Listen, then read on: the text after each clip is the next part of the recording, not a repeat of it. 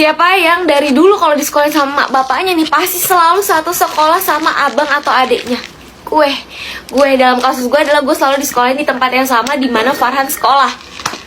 Itu kan permasalahannya kalau misalnya akur gitu kan enak ya, saling ngejaga dan bisa saling nganter jemput segala macem.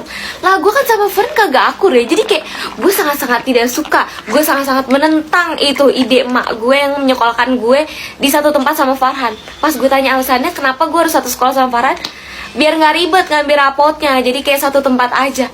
Tapi gue nggak mau, cukup gue satu tempat ngaji aja sama Farhan. Gue udah capek, gue udah mager liat muka dia gitu kan. Udah di rumah ketemu, tempat ngaji ketemu, ini gue disekolahin, gue dimasukin ke SD yang sama si Farhan.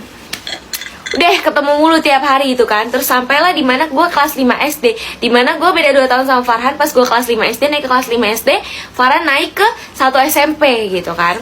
Nah si Farhan ini dimasukin ke pesantren. Dari situ gue udah mikir, ini kayaknya bau-baunya gue bakal dimasukin ke pesantren juga. Walaupun sebenarnya juga ma bapak gue belum ngomong terang-terangan kayak kamu nanti abis lulus ikut Farhan ke pesantren juga, kayak belum. Cuma gue udah punya pikiran karena kayak dari dulu tuh apa-apa Farhan kesini gue kesini gitu loh, kayak gue harus ngikutin dia gitu. Jadi kayak nih mak gue sama bapak gue konspirasi ngusir gue mau Farhan secara diam-diam apa bagaimana nih gitu kan.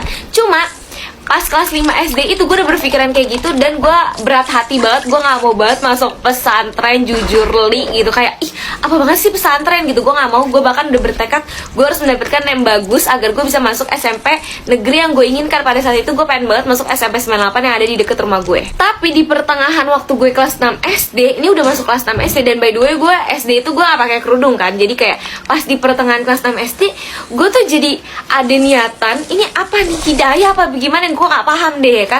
Ada niatan pengen pakai kerudung gitu. Jadi kayak gue tuh udah ke arah-arah ya gak apa-apa lah kalau masuk pesantren juga. Cuma kayak setelah gue inget-inget niat gue utama gue kenapa gue bisa berubah pikiran seperti itu, karena gue pengen dibeliin baju. Aneh kan? Karena gue kan tadi udah bilang kan kalau gue tuh gak pakai kerudung, otomatis baju gue rata-rata adalah baju lengan pendek. Baju lengan panjang itu bisa dihitung pakai jari banget deh. Kayak kalau gue pakai kerudung gue pakai pasti bajunya itu lagi. Karena emang baju lengan panjang gue tuh dikit banget, kayak cuma 2 atau 3 buah gitu. Jadi kayak gue tuh pengen dibeliin baju baru. Otomatis kalau gue pakai kerudung, gue masuk pesantren, gue pasti banyak dibeliin baju baru dong, baju lengan panjang. Itu niat gue. Biasanya gue cuma dibeliin baju kalau mau lebaran, sekarang bisa tiap hari gitu karena OTW masuk pesantren boy. Setelah niat gue itu, gue tuh setiap keluar rumah bareng sama emak gue selalu pakai kerudung. Kenapa cuma pas keluar rumah bareng sama emak gue? Karena kalau ke sekolah pakai kerudung kayak seragam gue kan pendek nih kan, otomatis gue harus beli seragam baru yang lengan panjang. Jadi kayak sayang banget gitu, udah mau lulus. Jadi kayak gue cuma pakai kerudung keluar rumah bareng sama emak gue. Dan gue tiap ke mall sama emak gue selalu merengek minta dibeliin baju lengan panjang, karena kayak berdalih kayak aku kan mau masuk pesantren, jadi aku butuh lengan panjang yang banyak gitu. Dan itu berhasil guys, gue dibeliin. Makanya gue seneng banget tiap keluar rumah tuh selalu pakai kerudung. Gak cerita udah dan gue tuh gak terlalu belajar yang serius-serius banget, karena gue yakin gue akan masuk pesantren. Dan masuk pesantren itu kan di tes manual biasa kan, tes menulis, tes wawancara gitu-gitu. Jadi gak diperluin tuh nem itu kan, jadi ya gue biasa aja lah. Tapi gue tetap belajar, dan hasil nem gue tuh sebenarnya gak buruk-buruk amat juga sih. Waktu itu berapa ya? 25 atau 26 gue lupa deh pokoknya ya. Sebenarnya kecil sih, cuma kayak maksudnya gue masih bisa masuk lah sebenarnya di SMP negeri. Cuma kalau SMP yang gue mau itu nggak bisa. Cuma gue nggak masalah karena kan gue bakal masuk pesantren dan gue suka. Tapi tiba-tiba nih si Farhan ada masalah sama seniornya, terus bapak gue dipanggil ke sana. Habis itu gue nggak tahu gimana ceritanya, cerita lengkapnya gue nggak paham.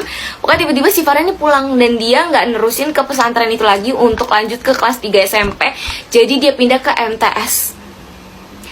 Untuk pertama kalinya gue seneng banget bisa satu sekolah bareng dia, yaitu di pesantren. Tiba-tiba belum juga gue masuk udah cabut nih orang. Jadi kayak ini maksudnya apa nih? Udah gue malah dimasukin ke tempat yang sama lagi sama dia, yaitu di MTS, dimana gue sama sekali nggak mau. Gue nggak mau. Kalau tahu begitu gue mending belajar dengan serius biar gue bisa masuk ke SMP yang gue pengenin, biar name gue tuh nggak sejelek itu kayak Tapi di sini ada yang anak bekas pesantren, anak bekas anak pesantren nggak sih? Gue mau nanya deh kalian, plus minusnya jadi anak pesantren tuh apa? Karena di otak gue tuh pada saat itu nggak mikirin minusnya sama sekali. Gue cuma mikir keseruan dimana gue bisa tinggal bareng sama teman-teman gue. Waktu itu abang gue tuh satu kamar 10 orang, dan gue kayak seru banget satu kamar 10 orang ngapa-ngapain bareng, curhat-curhatan segala macem kayak gitu-gitu. Tapi gue mau denger langsung dari kalian, siapa tahu di sini ada yang pernah di pesantren. Coba dong cerita di kolom komen.